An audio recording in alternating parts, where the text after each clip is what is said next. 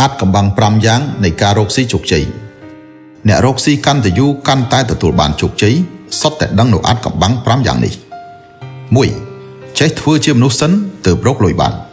ប្រជាប្រិយភាពកំណត់ទ្រព្យសម្បត្តិ 2. ត្រូវចេះដាក់ខ្លួនចេះបត់បែន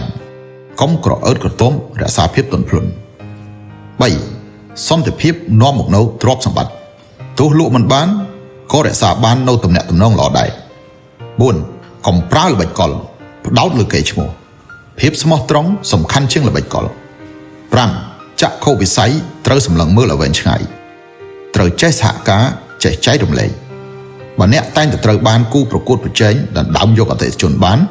ហេតុផលនោះគឺដោយសារចំណុចទី5នេះធ្វើមិនបានល្អត្រឹមត្រូវចង់បានគន្លឹះសំខាន់នៃការរកស៊ីបន្ថែមទៀតសូមកុំភ្លេចតាមដានខ្ញុំអ៊ុំសារ៉ាវុធ